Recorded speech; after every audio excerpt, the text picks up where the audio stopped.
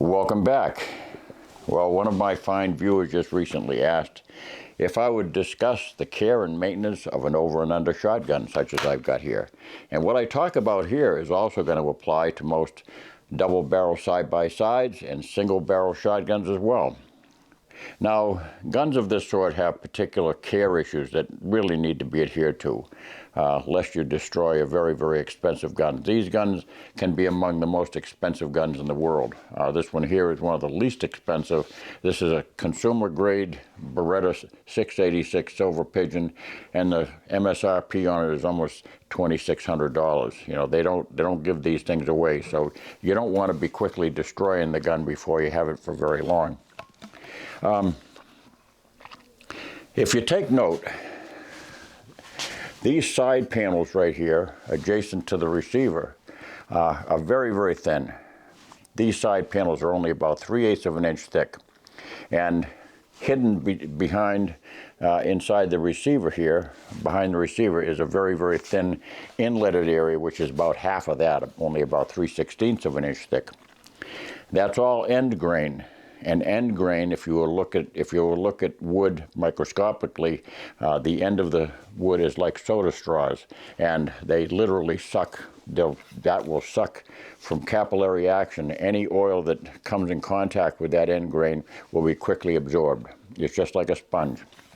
Never, ever, ever misuse a gun like this by oiling the gun. You simply do not want to oil one of these guns whatsoever. I speak about that all the time.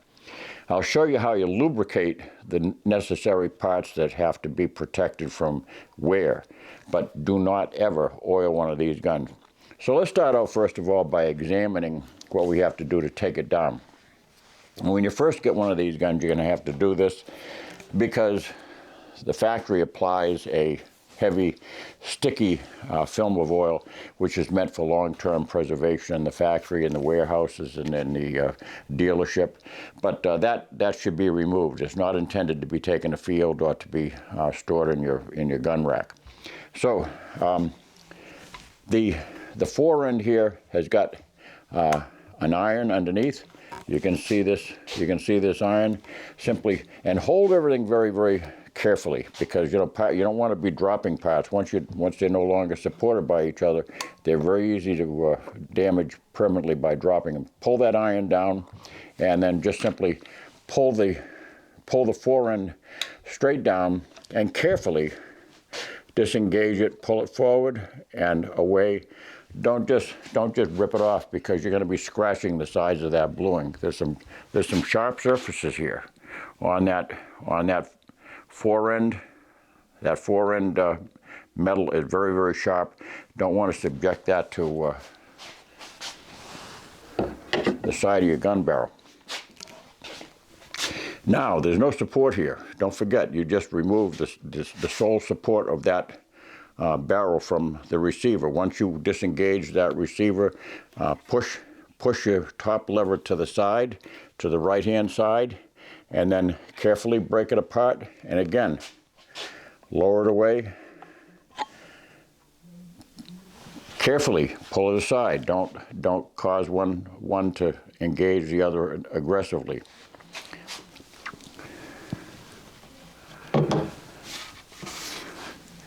Cleaning the bore is very, very simple.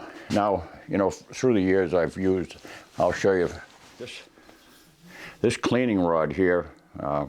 My dad bought this when he was a kid, about 16 years old. That's how long this cleaning rod's been around. It's a nice, I think that's walnut. It's a beautiful, beautiful cleaning rod with some brass ferrules on it and everything. It's a Takedown rod, 3 pieces, and as you can see, it's lasted a long, long time. It can be fitted with any number of types of cleaning jags to put a patch in, or a bronze bristle brush such as this. And this is what I used to use all the time. It still works very efficiently. This is what I used to use all the time to clean a shotgun bore. Just simply pass it from the breech end down, and that's all there is to it. You can do the same thing with that, and then run. Sometimes all I did was just took a patch and wrapped a large shotgun patch, wrap it around the bristles here, and run that down with some cleaning solvent. Mineral spirits is all that's necessary. It's very, very easy to remove the debris that's on the inside of a shotgun. But nowadays, and that's still a fine option. And there's also a gizmo that I've used.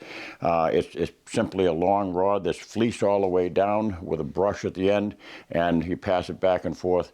The only thing is with that, it tends to get very dirty and nasty, and there's no way to really clean it effectively. The thing I like to use now is, and I don't use these on rifle barrels except for just expediency in the field. But for a shotgun, these things work fabulous. This is a bore snake. This one's made by Hoppies. I believe there are others out there. It's got a pull-through cord with a brass bob at the end. These are nothing new. I mean, anybody who ever played the clarinet or something like that, you know that this is how you cleaned. That's how you clean the spittle out of a clarinet, was by using one of these drop-through bore swabs. So very, very simple. Feed the bob down through. Always from the breech end. Always, always, always from the breech end. And now you can apply, if you've got a very dirty bore, first of all, just run it through dry and see what happens. You'll be surprised. Most of the time it'll come out sparkling clean with 1 or 2 passes.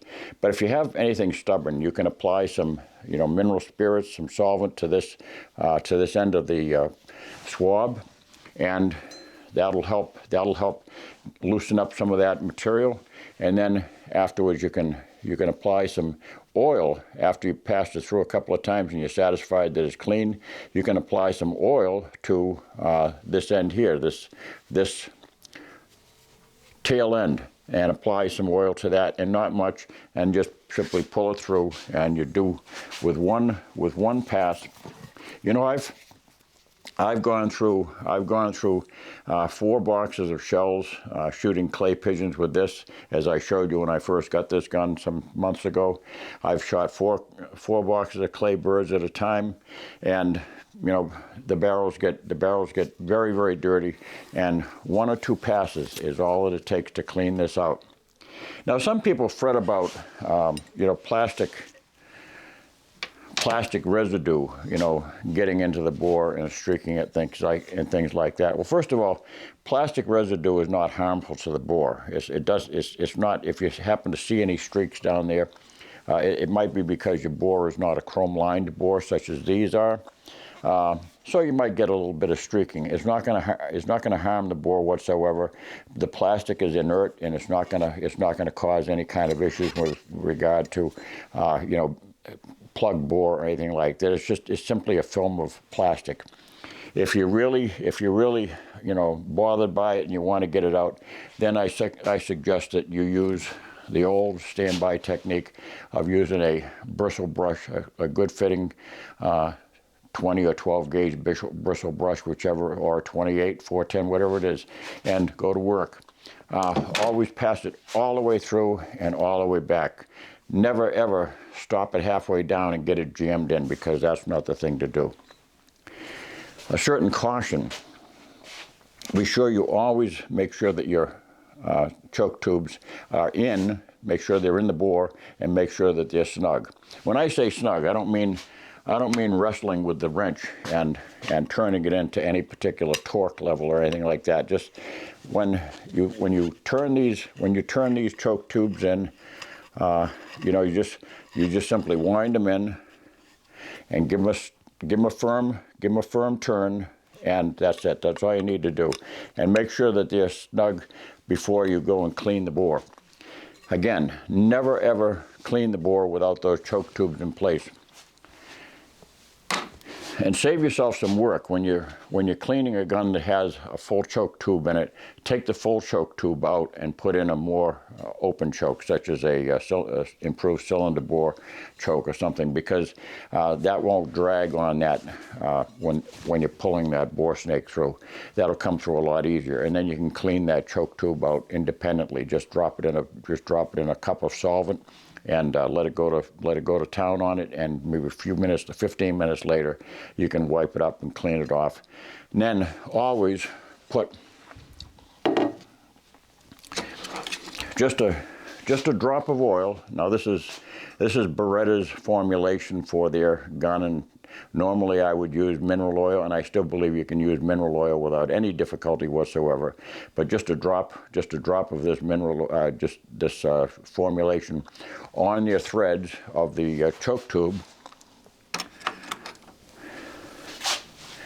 Right here, just a drop on the threads of the choke tube, and you can wipe that on with a patch. Do the same thing with the inside, the male thread, the female threads on the inside of the bore, and then insert the choke tube and then wind it in firmly and snugly. So, as to oiling the over and under or side by side, again, stay away from anything that will cause this wood to get involved with oil. Don't ever, ever, ever use oil on the inside. On the inside, you can see the engagement surfaces. Now it could be different manners of machining it, but there's a male pin right here on both sides, and that male pin should receive one drop of oil, just one. That's all there is to it. So I'll place one drop of oil on that pin right there. And if you get more than one drop, dry it off and start over again, because you don't want to over oil this. And if you see any excess oil, clean it off. The worst thing you can do is have oil migrate down through the firing pin holes and into the action. Now, I just oiled that on both sides, the engagement pins, the lugs, and there is in fact some oil that drizzled down onto the bottom of that receiver. So what I can do is I can use a cleaning patch, wipe off the excess, and then wipe the face of the breech. The face of the breech right here. You want to make sure that the face of that breech is kept oiled, because that's where the barrels engage, and make sure that it's just lightly oiled. Don't ever take an oiler and put so much oil on that breech face that it goes down inside those firing pin holes, because those firing pin holes go straight back to nothing. There's nothing back there except springs and parts, and that oil will find its way right to that wood that I spoke about earlier. So that's all you have to do. So now that those pins are oiled,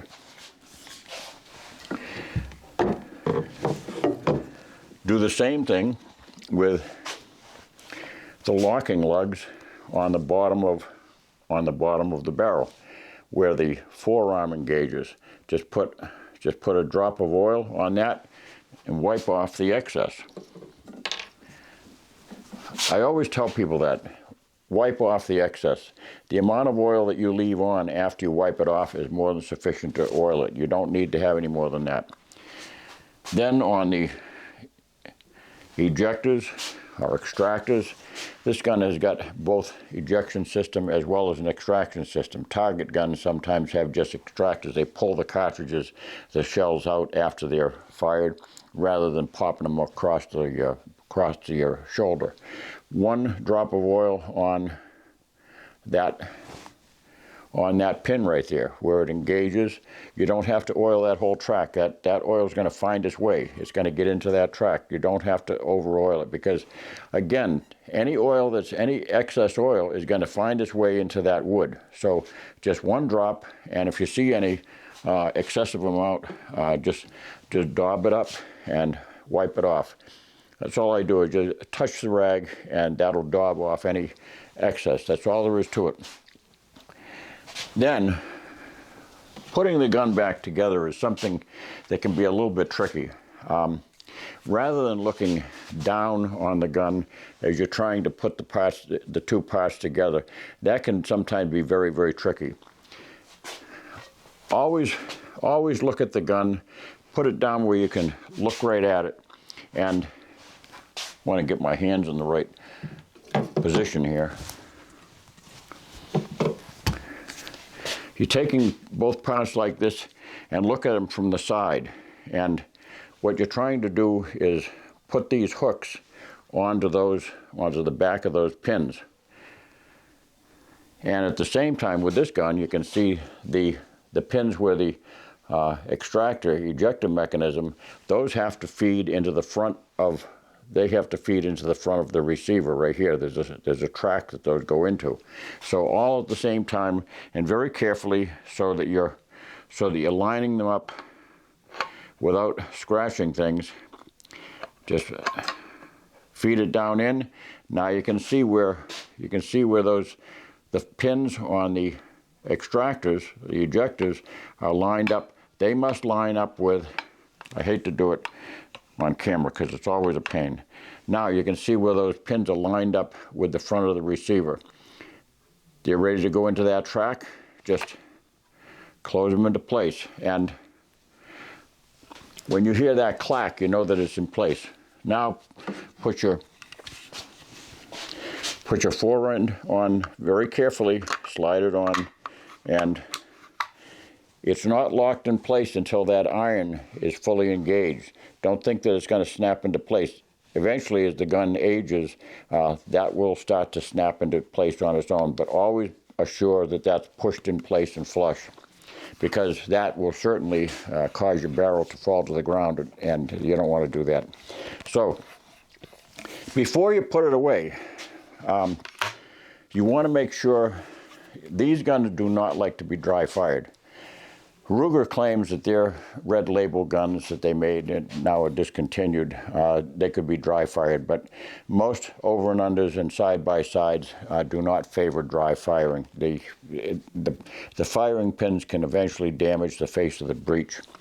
So they won't break the firing pins, but the firing pins will eventually cup and damage the face of the breech. So what you need to do is get yourself, and you don't want to leave them cocked. You don't want to leave those internal hammers or the internal caulking mechanism engaged, where it will stress out the spring. So get yourself, I like to use these Tiptons. They're reasonably priced. They've got a spring inside which engages the fake firing, the cap, the fake primer, and if you put those in, now you can close it up and fire away. Make sure that you fire both barrels. Now with some guns, you can fire both barrels by simply pushing carefully now, because this is gonna smack you right in the, it's gonna hit the wall or smack you in the chin. So again, close them up. Your safety with this Beretta, the safety has on it the selector switch for your top and your bottom barrels. All over and under shotguns, the protocol is that all over and under shotguns, the bottom barrel is number 1, and I'll explain why, and the top barrel is number 2. In this case, it's designated by 1 dot and 2 dots. Very simple. Fire the first barrel. Make sure you have, I'm so used to target shotguns that have trap shotguns and things like that. They always have non-automatic safety. So I going hunting, I never have a problem with it. I see a bird and I always push the safety off and I shoot. But when you're standing at the trap line, you know, to have a automatic safety is a real pain. Most guys will just constantly forget about it. So again, push the safety forward, fire 1 barrel, and then push the safety to the side, and then fire the second barrel. Now you might want to put the safety back where it belongs so you don't forget that later on. Now if you have some guns, like certain Brownings, after you fire the first one, give the butt a slap, and that will reset the hammer for the second, and then you can pull the next one. But store it with those caps in place and make sure that you fired both barrels.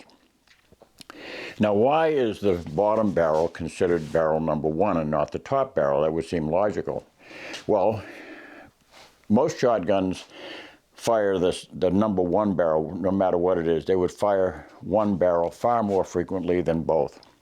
When you're afield, you're either gonna hit the bird with the first. Most of the time, you're gonna hit the bird with the first shot. And so, and when you're shooting trap or skeet, you're gonna be firing the first barrel far more than you're gonna be firing the second barrel. The bottom barrel is in direct line, in closest relationship in a linear plane to the support of the bolt that engages the barrel, the pin that engages the barrel. So you have the greatest amount of support there.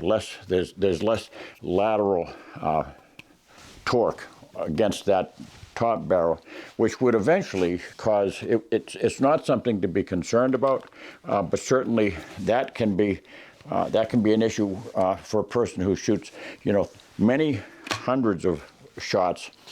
That can be an issue that could cause loosening of the action prematurely. So that's why most shotguns will designate the bottom barrel as being the barrel number one. Now, there's also something that you need to do if you're going to be storing your gun with taken apart, taken down. And I'll show you what that is. First of all, I'll take these caps out.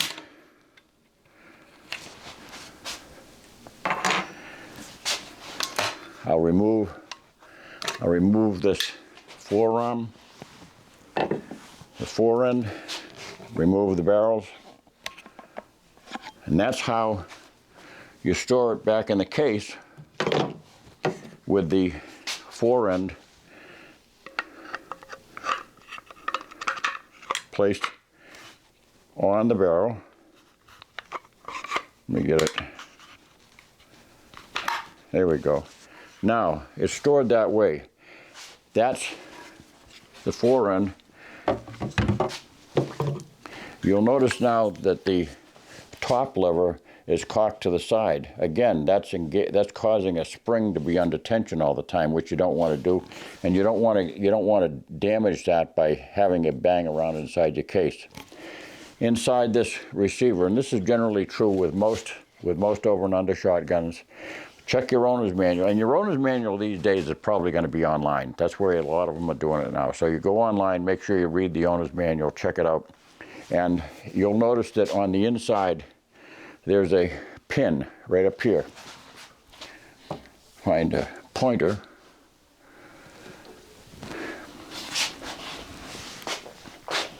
There's a pin right here, right in the top quadrant, and it would be at 2 o'clock looking at it.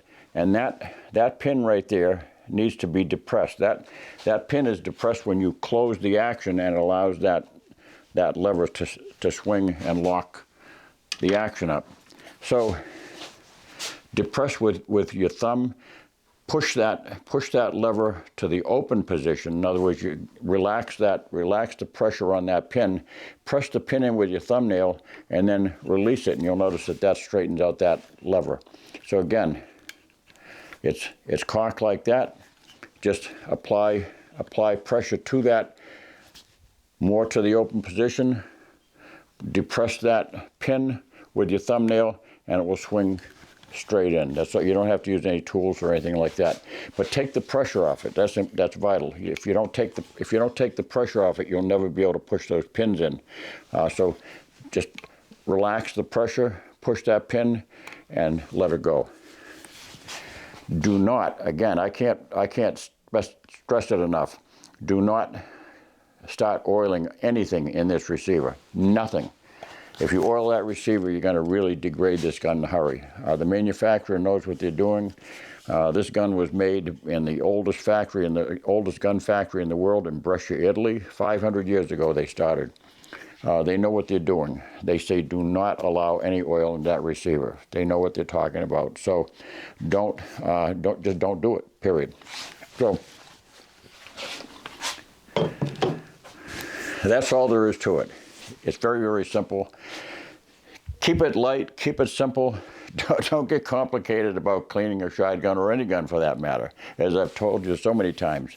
And I wish to thank my Patreon donors and all the assistance that you give me. It's fabulous. It's helping me out during these difficult times.